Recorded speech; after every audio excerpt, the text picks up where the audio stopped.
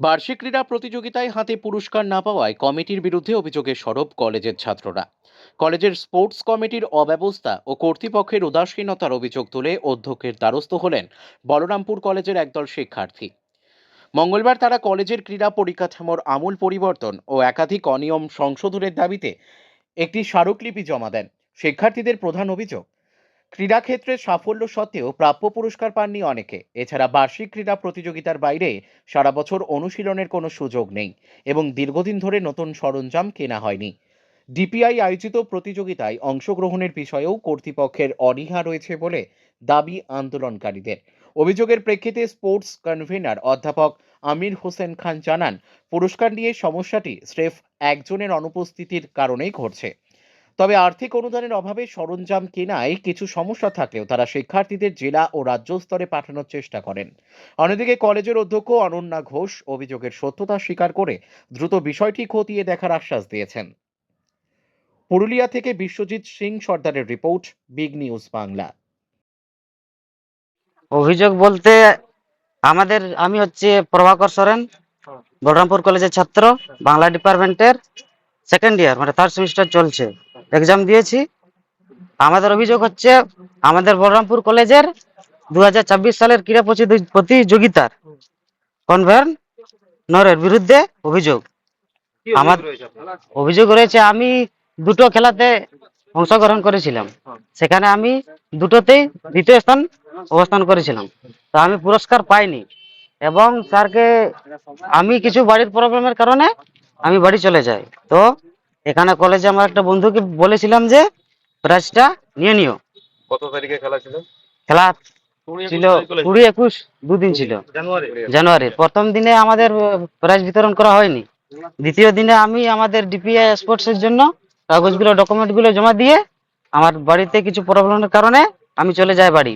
তো এখানে যাওয়ার আগে একজনকে বলে গেছিলাম যে প্রাইজটা তুমি নিয়ে নিও, কিন্তু স্যারকে অবজেকশন করেছিলেন। স্যার তাকে দেবে বলেছিল, কিন্তু স্টেজে যখন যায় তখন ম্যাডামরা নাকি ওকে বারণ করেছিল, কিন্তু কোন ম্যাডাম ছিল আমি ঠিক জানি না। আপনি জন শিক্ষকটার বিরুদ্ধে অভিযোগ করছে, তার কি নাম? উনি কি পদে রয়েছে বলরামপুর কলেজ? আমির হোসেন খান, ইংলিশ ডিপার্টমেন্টের এইচওডি। ইংলিশ ডিপার্টমেন্টের এইচওডি এইচওডি। কি নাম বললেন? আমির হোসেন খান। আমির হোসেন খান। হুম।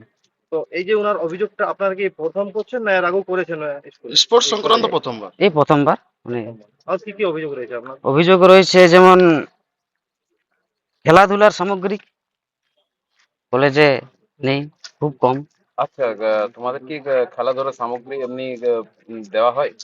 আমাদেরকে খেলার সময় দেওয়া হয়, বাদের সময় দেওয়া হয় না। খেলার সময় দেওয়া হয়, হ্যাঁ, বাকি সময় এমনি খেলাধুলার জন্য সহযোগিতা কিরকম? সহযোগিতা কোনোরকমই নাই, ওইটা নিয়ে তো হুম, আমাদের মানে এই ডেপুটেশনটা তাকে এগুলো কি অভিযোগ জানালেন আপনার?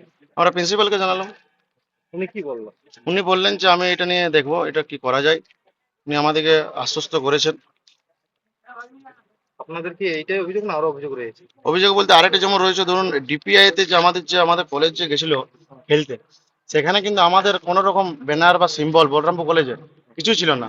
সেখানে কিন্তু বাকি যে কলেজের স্টুডেন্টরা গেছিল, সেখানে কিন্তু একটা রিপ্রেজেন্টেটিভ হিসাবে একটা কিছু লোগো ছিল, তাদের সবারই এক একটা ব্যানার ছিল। তো সেক্ষেত্রে আমরা আমাদের কলেজ থেকে কিছু এখানে নিয়ে যাইনি আমাদের কনভেনার স্যার, সেটা আমাদের অভিযোগ রয়েছে ওনার প্রতি। আর কি কি অভিযোগ রয়েছে? মানে ব্যবস্থাপনায় অনেকটাই খামতি রয়েছে এটা। খামতি রয়েছে, যেগুলো আমাদের মানে একটা খেলায় গেলে তো তার সামগ্রিক লাগে, তো যেগুলো আমরা পাইনি আর কি। অভিযোগ এই করলাম। যদি কোন খেলায় তুমি নাম দিয়েছিলে? আমি দুটোতে দিয়েছিলাম, জেভলিংতে এবং ডিসকাসতে, দুটোতেই দ্বিতীয় হয়েছিলাম কলেজের খেলাতে, দ্বিতীয় হয়েছে। দ্বিতীয় স্থান পুরস্কার এখনো পাওয়া না পাইনি। আরো কি এরকম? এরপর পরের দিন যখন কলেজে এসে আমি অবজেকশন করি, তখন স্যার বলছে প্রাইজ নেই, আমি দিয়ে দিয়েছি। তো আমি জিজ্ঞেস করলাম তাহলে কাকে দিয়েছেন। এরপর উনি যদি দিয়েও থাকেন তাহলে তো আমাকে তো জানাতে হবে যে কাকে দিয়েছে, আমি কি করে নেব তার আজকে কাছ থেকে অভিযোগ নিয়েছি। জানাতে এসেছিলে কলেজে, কলেজ কর্তৃপক্ষ থেকে কি জানতে পারলে? কলেজ কর্তৃপক্ষ থেকে এটাই জানতে পারলাম যে ওনারা চাইছেন যাতে ওনারাও এটা সমাধান, যে প্রিন্সিপাল ম্যাডাম আমাদের সাথে আছে, বুঝতে পারলেন, উনি চাইছেন যাতে এটার সমাধান হয়। তার জন্য আমরা প্রথমত ওনাকে জানালাম। উনি বললেন যে ঠিক আছে, জিনিসটা দেখছি। আজ ছেলেটার মানে স্পোর্টসটা হওয়া প্রায় 15 দিন হয়ে গেল, 15 দিন থেকে বেশি, এখনো পর্যন্ত সে প্রাইজটি পায় না। এবং স্যার যে বলছে যে যাকে প্রাইজটা দিয়েছে তারও কিন্তু স্যার সাইন লেন না, এবং স্যার মানে চিনেও নাই তাকে যে কাকে প্রাইজটা দিয়েছে। স্যার কিন্তু ওটা নিজের মুখেই বলেছে আমাকে। কি নাম? আমার নাম প্রভাকর সরেন, বাড়ি মাহালিটার, কোন ডিপার্টমেন্ট? বাংলা ডিপার্টমেন্ট। অনেক ব্যানার্জি, বাড়ি? বাড়ি বলরামপুর, কালীতলা, ম্যাথ ডিপার্টমেন্ট, এই কলেজের কোন ডিপার্টমেন্ট? ম্যাথ। আজকে যে এই অভিযোগটা উঠে এসেছে এই বিষয়ে আপনি কি বলবেন? অভিযোগ ছাত্ররা করেছে, কিন্তু আমাদের এতক্ষণ আপনারা ইন্টারভিউ নিলেন আমাদের স্পোর্টস কমিটির কনভেনার আমির হোসেন খানের সঙ্গে। তো আমাদের স্পোর্টস সারা বছরই চলে, কিছু না কিছু স্পোর্টস চলতেই থাকে, university sports, DPI sports, college annual sports, এটা নয় যে স্পোর্টস হয় না। আর আমরা অনেক আমাদের স্পোর্টসের যে কমিটি আছে এবং কনভেনার আছে, তাদের অদম্য প্রচেষ্টায় আমরা স্পোর্টসটা অর্গানাইজ করেছি। এবং তারপরে কী হয়েছে, এখন এই পরিস্থিতিতে যথেষ্ট আমরা পেয়েছি।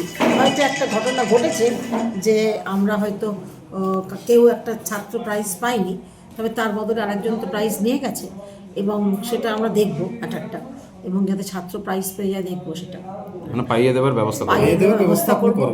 আর ব্যাপারটা হচ্ছে আমাদের স্পোর্টস খুব সাকসেসফুলি হয়েছে সবারই প্রচেষ্টায়, সুতরাং এই ব্যাপারে, এবং আমাদের ডিপিআইয়ের খেলাও হয়েছে, হ্যাঁ, আরও ছাত্ররা আরও ওপর দিকে স্টেট লেভেলে যাচ্ছে। আচ্ছা, এখানে যিনি কনভেনার ছিলেন, মানে পাশে আপনার রয়েছেন খান স্যার, তো এখানে তো উনি বললেন যে ইংলিশ বিষয়ের শিক্ষক বা প্রফেসর, তো এখানে কি স্পোর্টসের কোনো স্পেশাল কেউ শিক্ষক রয়েছেন?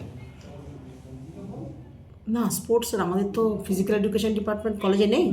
আমাদের টিচার্স কাউন্সিল থেকেই মানে আজকে এই টিচার, কালকে এই বছর এই টিচার দায়িত্ব নিচ্ছে, ওই বছর ওই টিচার দায়িত্ব নিচ্ছে, এইভাবে আমাদের বিভিন্ন টিচারদের কনভেনার হয় এবং একটা কমিটি গঠন হয়। কিন্তু এখানে তো এত বড় একটা কলেজ, যে এখানে তো কনসার্নিং ডিপার্টমেন্টের বা স্পোর্টস কনসার্নিং কমিটি আমাদের তো ফিজিক্যাল এডুকেশন সাবজেক্ট, যেখানে আমাদের কলেজে পড়ানো হয় না, আর আমাদের কলেজে কোনো সেইরকমভাবে কোনো ফিজিক্যাল এডুকেশন কমিটিও নেই। এটা কি মনে করেন যে এটা হওয়া উচিত? কারণ এখানে উনি তো ইংলিশের শিক্ষক। না, এখানে আমি তো ওনার মধ্যে আমি অসুবিধা দেখি না, কারণ এখানে তো প্রত্যেকটা টিচার মানে সাবজেক্ট পড়াচ্ছে বলেই যে সে এক্সট্রা ক্যারিকুলার অ্যাক্টিভিটিস হিসেবে স্পোর্টসটা করতে পারে না, এটা তো কোনো অসুবিধা নেই। না, কিন্তু উনি তো বললেন যে সেদিন অনেকখানি চাপ ছিল, যে চাপ ছিল, কারণ ওনার অনেক ব্যস্ত ছিলেন, প্রচুর কাজ করতে হয়েছে। হ্যাঁ, কমিটি ছিল, উনিও দৌড়ধাপ করেছেন সকাল থেকে, ব্যস্ত ছিলেন, 2-3 দিন প্রচুর চাপ গেছে। তো এখানে কি আপনি মনে করেন না যে একটা কনসার্নিং একটা শিক্ষক থাকা দরকার? কনসার্নিং শিক্ষক তো আমি তো দিতে পারি না, আমি যদি কাউকে, আমি অ্যাজ এ প্রিন্সিপাল বলতে পারি না যে তুমি ওই থাকো, যেটা টিচারদের মধ্যে কিছু উঠে আসবে সেটাই আমাকে সমর্থন করতে হবে, কারণ এটা তো আমাদের তো এরকম কোনো কমিটি, স্পোর্টস কমিটি আছে, কিন্তু স্পোর্টস ডিপার্টমেন্ট কলেজে নেই, সুতরাং স্পোর্টস কমিটিতে সব রকম শিক্ষকরাই থাকবে সব সাবজেক্ট থেকে। এটা কি হওয়া দরকার আছে স্পোর্টস রিলেটেড?